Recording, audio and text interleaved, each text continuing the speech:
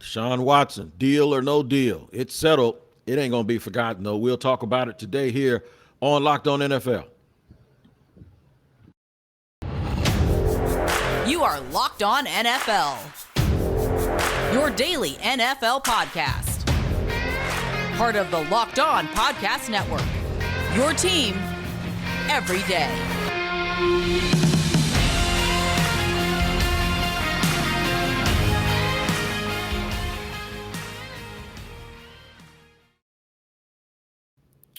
Welcome to Wednesday edition of Locked On NFL. I am Tony Wiggins, and my driver is James Rapien. That's my dog from Locked On Bengals. I'm from Locked On Jaguars. We appreciate you making Locked On NFL your first listen. I got to let you know, though, that today's episode is brought to you by Blue Nile. Make your moment sparkle with jewelry from BlueNile.com. And Locked On NFL listeners get a $50 off purchases of $500 or more. This podcast exclusive includes engagement. That's right. Use Locked On at checkout. Jamie, we got settlements. We got paperwork. What's going on, man, with Deshaun Watson and all of his foolishness? Yeah, we got a lot of AFC North talk today. And, we'll lead off with Deshaun Watson on Tuesday afternoon, late Tuesday morning, depending on where you're at. It was announced by Tony Busby, who is Deshaun Watson's attorney, that 20 of the 24 civil cases against him have been settled. Busby saying in a statement, "Today I announced that all cases against Deshaun Watson, with the exception of 4, have settled. We are working through the paperwork related to those settlements. Once we have done so, those particular cases will be dismissed. In terms of amount, the terms and amounts of the settlements are confidential. We won't comment further on the settlements or those cases." So 20 of 24 settled. And so if you're a Browns fan today, especially if you're looking forward to seeing Deshaun Watson put on that Browns helmet, I think you took a step forward to seeing that today. Overall, though, how do you think this impacts the potential suspension that is inevitable that the NFL is going to hand down to Deshaun Watson here, I would say, over the next few weeks? I think it makes it come quicker, and it makes it allows it to. You can't suspend the guy and the stuff is still going on, right? So you suspend him, you can, but the thing is there's no finality to it, and there probably will never be finality to this because it's just going to linger on and on and on and on. But at least now the league has the grounds to say, okay, at some point he took some responsibility for it, or whatever civil settlements do, and however you perceive it. Okay, so that means that we probably won't see anybody else on TV. That means we probably won't see anyone giving their testimony, and it'll start to erase from the consciousness of the consumer of the NFL. So now we can come heavy-handed and give them a suspension, and now we can just start moving on to what they call recovery or fixing it. And I don't know if you can't fix it. And a lot of times in these situations, guys say, I have a wife, I have a sister, I have a daughter. You don't need a wife, sister, or a daughter to realize how much trouble and how troubling these allegations are. So I'll preface that by saying that anyone who has a wife, sister, or daughter, you're probably no more qualified to understand that there's things you do and things you don't do than somebody who doesn't. But I just think for the sake of it, the league doesn't want to see anybody else on any more of these late night talk shows giving testimony or describing events the way they've been describing them. And I think it's a step in the right direction for them, if you can call a step in the right direction in this case, because I don't think it is a right direction. Yeah, I get it. And look, there's still 4 more cases, and we'll see what happens there. But I do want to ask you, and we don't know what he's going to be suspended, but is there a number of games where, let's say Deshaun Watson, and I don't think it'll be 4, I think it will be more than 4, but let's say it's 4, where you look at the Browns and you say they're the favorites in the AFC North? Or do you still think they're looking up to the Bengals or looking up to the Ravens? No, I think they're looking up. I think they're looking up, and I think they're looking up because he hasn't played in a while. Then when he does play, he's got this hanging over his head. Now there are some athletes that can be very myopic and in the middle of a bunch of pressure and outside stuff, appreciate that they could have something else that they could focus on for 3 or 4 hours to kind of take him away from it. And he might be built that way. I just don't think it's almost like putting an all-star team together in basketball. It takes a while for a team to understand a quarterback. It takes for a while for a team, like for instance Russell Wilson. That's a transition that everybody's going to have to go through. Even Tom Brady went through it in Tampa, right? But the thing is they didn't have all of these extra things going on. And guys didn't have to answer all of these questions all the time. They could just focus on the task at hand. So I think it's going to be difficult. So I would not make them the favorites. I wouldn't either. And here's the thing. You're right. He hasn't played in a year. There's going to be pressure that comes with that. And who's he throwing to? Amari Cooper, he's never played with him. David Bell is a rookie. Donovan Peoples-Jones, never thrown to him before.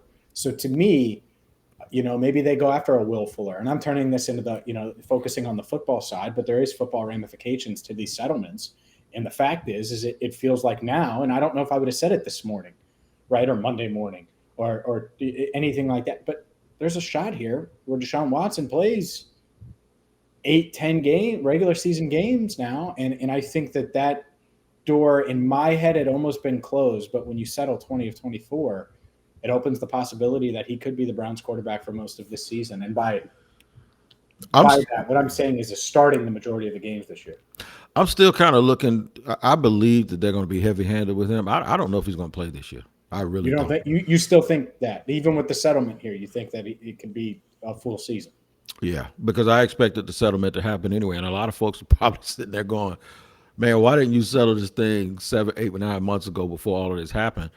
Well, sometimes you dip your toe in the water and you want to see what the perception is. And there used to be a day where people looked at settlements as motivation, like as if money was the motivation. But then you start to get into the believability of folks, and you hear there was some. I read some stuff, and I don't know if it's correct or not, where there were women who were reluctant. They were like, "Look, we like the cat, but man, something's wrong." You know what I'm saying? So it was almost as if it didn't come across like this was some big money grab from everybody. It really came across. The longer this went on, and the broader this went on, and the more we put ourselves, and it's hard to do that, the more we put ourselves into that situation. Like I've heard this from guys, and I'm a barber. Everybody knows I've done that for 30 years. They go, I've been using the same barber. It's like a masseuse. It's like I get massages, right? I've never used the same person twice, ever. Mm-hmm. But I don't get them often like an athlete either. The thing is, I just book with some company and I go. You know what I'm saying? Yeah, so, for sure. The thing is there are people there are guys that I'm the only person that's ever cut their hair. I cut a gentleman in his 70s the other day for a wedding, and I was the 4th person in his life to ever cut his hair. However, I, as a barber, when I'm busy and I try to get a haircut last minute, I know 40 people I can call to get a haircut from. 40 that I'm satisfied with. I'll just go down the line until I get one. So there's a lot of things that's been said here, and folks try to put themselves in these situations.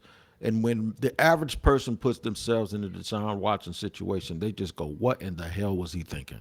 And it starts to really make people feel like, okay, there's something wrong here. So like I said, this has always been a he said, she said situation where nobody knew anything. And I went at people for saying how he put himself in this situation, because I think that's a cop-out, and I think that's letting him off easy. Because if he did what they said he did, you didn't just put yourself in a situation. That means you did something. You know what I'm saying? Mm-hmm. So I hate when people try to say something without actually saying it. You either did it or you didn't. And the hard part about this is no one really knows what happened. Yep. No, and I think I agree with you. I think the public perception is there already. And, when you're talking about 24 different cases, potentially more, there's been rumblings of a couple more, and now it's, 20 of them are settled, but still Deshaun Watson, we will wait to see how long he's suspended, if it's the entire 2022 season or not. We're going to stick in the AFC North and go from a really serious subject to a laughable one. You won't believe what Chase Claypool said. We'll get to that next. But first, a word from rockauto.com. If you haven't used Rock Auto, well, you don't know what you're missing, because you're talking about reliability, consistency, high-end quality parts for your car, truck, Jeep, whatever you're looking for, whether it's something as simple as a cabin air filter or something serious like a fuel pump. RockAuto.com has it. Don't spend 30, 50, even 100% more at the big name box stores or at the car dealerships when you could just go to rockauto.com right now. They're a family-owned business. They've been doing this for years and years and years, more than 2 decades. I've used them. You should too. So don't delay. Go to rockauto.com. Make sure you check out all the parts available for your car or truck and leave the locked on in their How Did You Hear About Us box so they know we sent you. Amazing selection, reliably low prices, all the parts your car will ever need. rockauto.com. All right, rolling along here on a Wednesday, and I have to let you know about NBA Draft Night. One live NBA draft show is not enough for Locked On. The entire NBA channel is going live on NBA Draft Night, so if you have a favorite NBA team, make sure you subscribe now to their Locked On YouTube channel so you get notified when they go live on NFL Draft Night. And we're live here today, recording here on a Wednesday, you guys making us your first listen, and we are always grateful for you to do that here on a Locked On NFL. James hit me with a topic today, and because I kind of had my head in the sand because of Father's Day, when he mentioned it, I let out a loud chuckle while I was drinking some medicine I have here. This is really medicine. This ain't something else. But I let out a chuckle, and we just went, well, that's how we're going to talk about it today. James, will you please let the people know exactly what you said to me? Do you think Chase Claypool? Well, no, I said Chase Claypool said he's a top 3 receiver in the NFL. And I almost spit my drink out and laughed. But that's how I said it. I got the quote here. You want the full quote? Yeah. He said, my second year, I was better than my first year. The plays just didn't work out right. Some of the plays just didn't go my way. I didn't make some plays I need to make. But as a football player, understanding the game, knowing what to do, knowing where to be, I was better. So I'm going to be better this year. And he was on the I Am Athlete podcast. And here's the kicker, because all that's normal. That's fine. He said, understanding I'm not normal. I feel that way when I'm on the field. I know for a fact I am not like the rest of the guys in the NFL. I know I'm a top 5 receiver. I know I'm a top 3 receiver. And he went on to talk about confidence and stuff. And honestly, Tony, Chase Claypool is a good player. He's 6'4", he's 238 pounds. He's chiseled. He's built like all of our listeners and us would, love to be built like. And I'm sure he feels like he's different than all these other NFL players.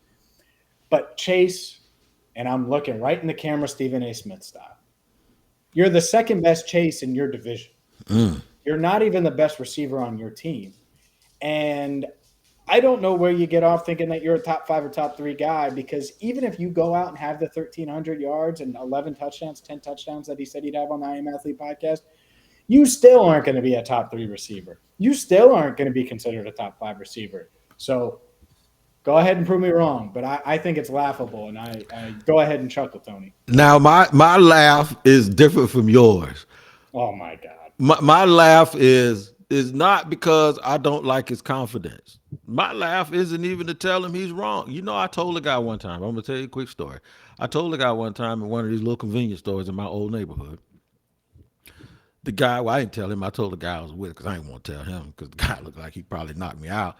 Guy says, yeah, I'm going pro. I've never fought as an amateur, but I'm going pro, and I'm going to be a world champion. And I got in the car, and I pulled off of my dude, and I said, that dude's smoking drugs, man. He ain't going to be no damn pro and win no championship.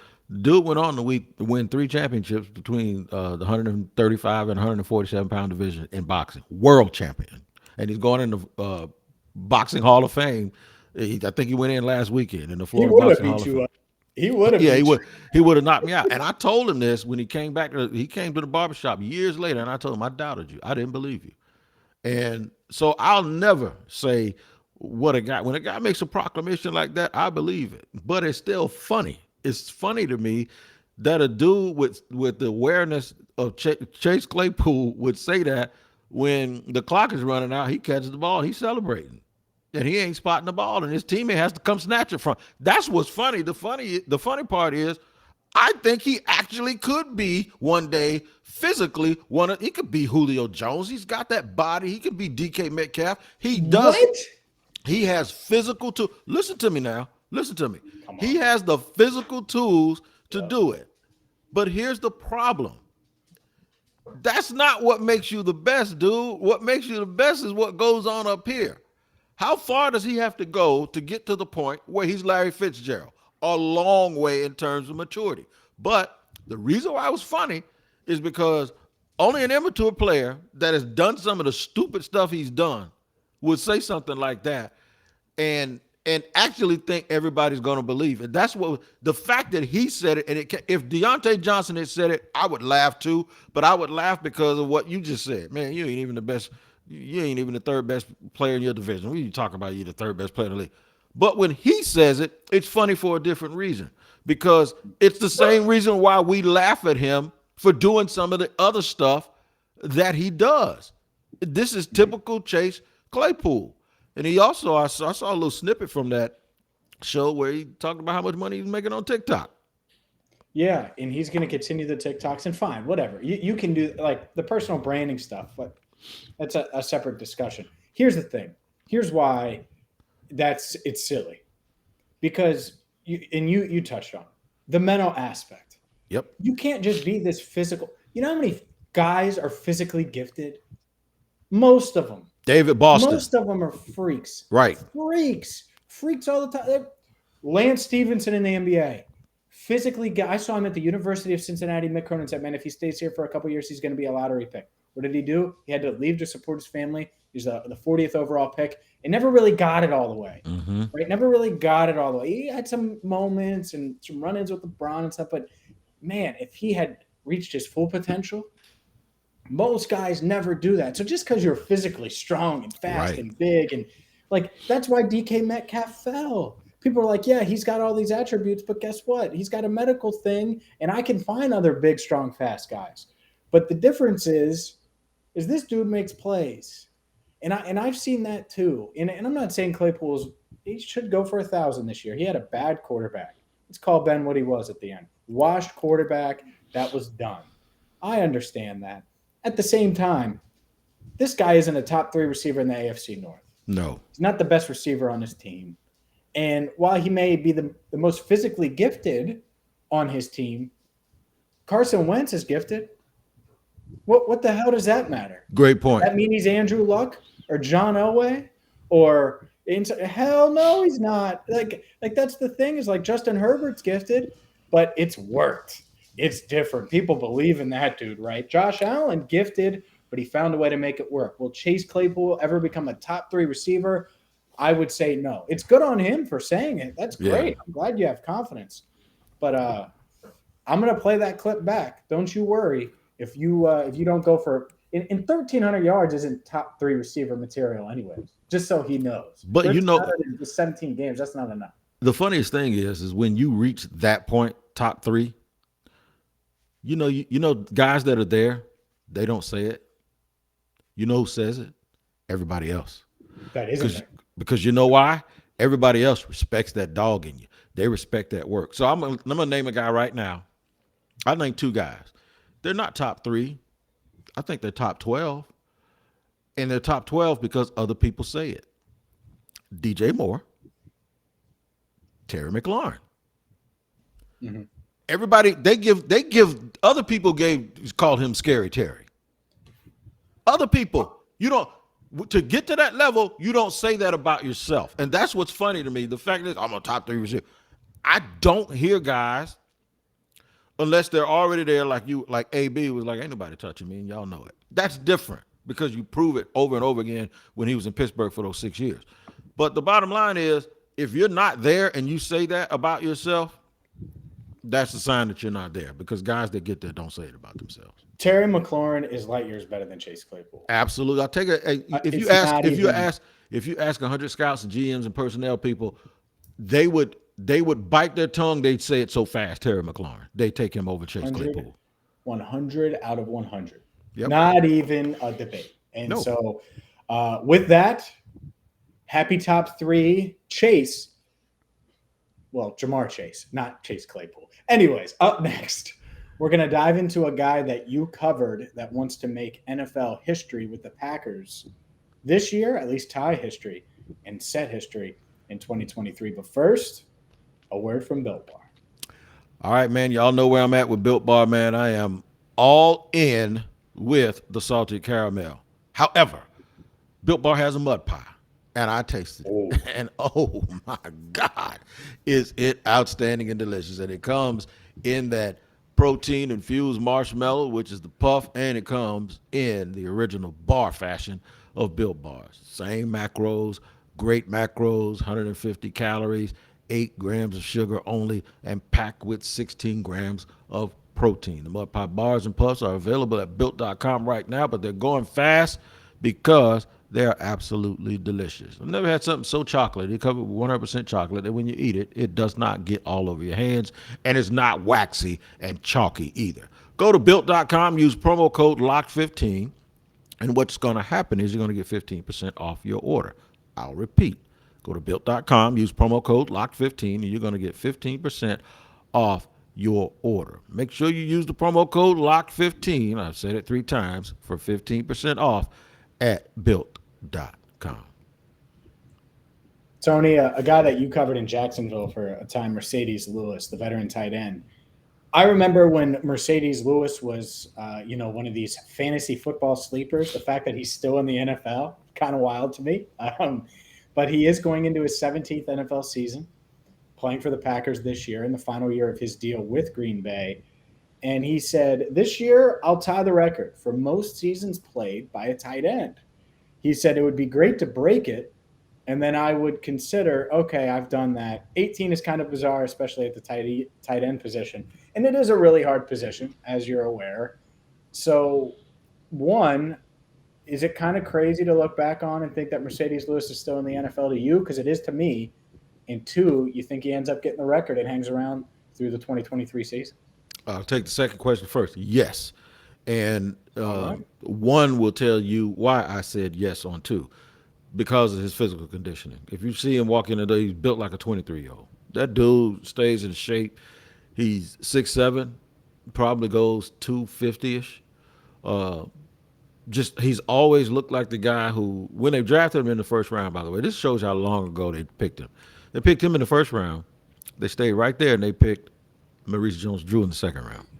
And the muscle hamster. And Maurice Jones-Drew has been gone for quite some time. Has been on TV, but MJD might need to get some Built Bars. Yeah, that's how long you gotta leave MJD. MJD can fight. MJD knocked the I'm dude not out. saying He knocked the dude out down here who's messing with him. So I'm not messing with him, dude. I'm just trying to tell you, don't be messing with MJD, man. I just always gotta warn you, them dudes that got those hands now. I like him. Okay. I'm just warning you. And he's Mercedes a nice Lewis. guy. Yeah. Marcedes Lewis, I have my back though. All right, yeah. And he's beat up MJD for he's a gentle giant, and it's one of those guys. The Jaguars made an absolute mistake when they let him go, because the dude was only costing them like $2 million a year. He wanted to be here. I think he wanted to retire here, and he was still a good player.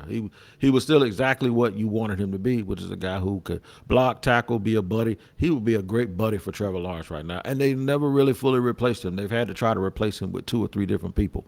There was absolutely no reason for him to move on. He should have been the second player that it had. The one guy they had here, Brad Meester, he played 14 years at center. Marcedes Lewis should have retired a Jaguar. And people around here know it.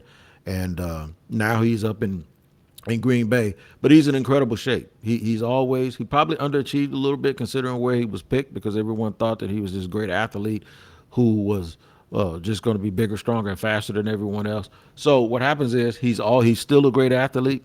He's the Vinny Testaverde version of a tight end as a quarterback. And what I mean is, never was as good as he was supposed to be where he was picked, but he was always good enough, and he was real good for a long, long time. And that's Marcedes Lewis, and that's what he is. Never lived up to being the number 1 pick, never considered great, but very, very good for a long, long time. And now when you look back, you understand why, as a prospect, they loved him so much, because of that physical ability that he has. Well, if he had been drafted in the 2nd or 3rd round, right, you wouldn't even blink. It's just that number 1. Yep. That's the pressure that comes with being number 1. But I hope he gets it. I mean, that's crazy. Think about that. He drafted with Maurice Jones-Drew, and it was a joke. The point is Maurice Jones-Drew is retired, and he's a little heavier now than during his playing days. Guess what? Everybody is after they retire. I'm going to when I retire. The problem is I'm like 30 years away from doing it. He made more money than me, and Right. JD just doing laps around me. So there we go. That beef has ended. But yeah, Marcedes Lewis. It's wild. And he's playing for a team in the Packers that they're a contender-ish. You know, I don't think they're a true Super Bowl contender anymore, but that defense is going to be really good again. The offense should be pretty good with Aaron Rodgers, even though there is no Devontae Adams there. And, I like it. Hopefully he plays. What if he gets to 20? You're going to – I mean, Andrew Whitworth played – that's the thing. It's not just Tom Brady. Andrew Whitworth played at 40 years old. Did. Mercedes Lewis might be able to do that. And he can, because he takes care of his body. And this is the thing. And we talked about Claypool in the Claypool. We talked about Claypool in the last segment. But I'll tell you something. Marcedes Lewis is one of two guys that played here that other players spoke of a certain way. I'll tell you a quick story. I was around three veterans. If I mention their name, you're going to know who they all were. And I asked one of them, when Miles Jack was a rookie, why isn't he starting? He was a second-round pick. And all three guys, names that you would know, nothing against Miles, but they turned and looked at me and say, who you going to take out? And with their eyes raised like this, and take out who? And I said, Puzzlesny, as in Paul Puzzlesny. Yep. And all three of them said, shh, and looked at me like I had a dirty diaper on, like you don't know what you're talking about. So what I'm telling you is players think of guys a certain way, and they revere them, and they have this reverence for them, and it has everything to do with work ethic and intelligence and stuff that people in the media or fans don't recognize and don't know because we're not in the position to know.